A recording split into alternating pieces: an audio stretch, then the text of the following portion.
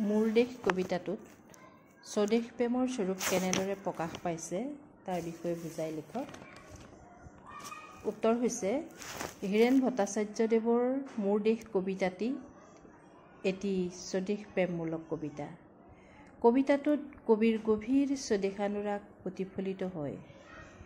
কবিৰ বাবে নিজৰ দেশখন গানতকৈও প্ৰাণতকৈও আপোন। তেওঁ শৈশৱ আৰু যৌৱন অতিবাহিত কৰা দেশখনৰ প্ৰতি তেওঁ সদায় দায়বদ্ধ। কবিয়ে নিজৰ দেশখনক প্ৰাণাধিক ভাল পায়।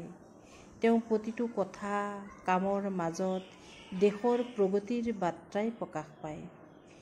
মোৰ জীৱনৰ আহে আহে, মোৰ যৌৱনৰ কোহে কোহে সেই সপোনৰ কলৰোল।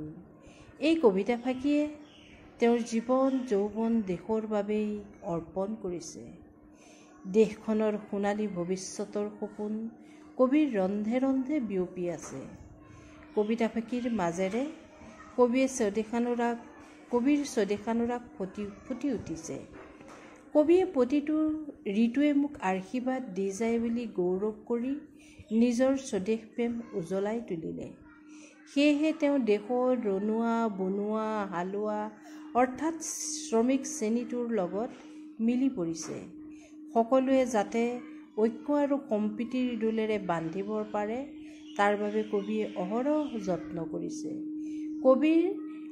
কবিয়ে বিভিন্ন দেশ বিদেশ ভ্ৰমণ কৰিছে, বহু দেশত গৈছে। যদিও সকলোৰে ওপৰত নিজৰ দেশক স্থান দিছে। কবিৰ শেষ যাত্ৰা নিজৰ দেশ বুলি সগৌৰৱেৰে উল্লেখ কৰিলে এনেকৈ: এনে বহু যাত্ৰাৰ শেষ মোৰ দেশ। এই কবিতাশাৰীত গভীৰ স্বদেশ প্ৰেম প্ৰকাশ পাইছে। এনে বহু যাত্ৰাৰ শেষ মোৰ দেশ। কবি হীৰেন ভট্টাচাৰ্যৰ নিজ দেশত যাত্ৰাৰ শেষ হৈছে। কবিয়ে বহুত দেশ ভ্ৰমণ কৰিলেও নিজ দেশৰ কথা প্ৰাণত অহৰহ লৈ ফুৰে। তাকেই সুন্দৰভাৱে প্ৰকাশ কৰিলে। এনেদৰে কবিতাটিত কবিৰ গভীৰ স্বদেশানুৰাগ ফুটি উঠা দেখিবলৈ পোৱা গৈছে।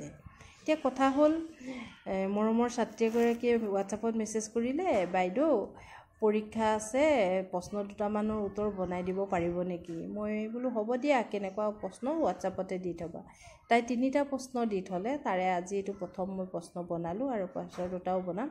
ভাবিলোঁ তাইক হোৱাটছআপতে মই মোৰ ভিডিঅ'টো দিলোঁ আৰু ভাবিলোঁ আপোনালোকে সকলোৱে পাওক আৰু অন্য ছাত্ৰ ছাত্ৰী উপকৃত হওক। ধন্যবাদ, সকলোৰে কুশল।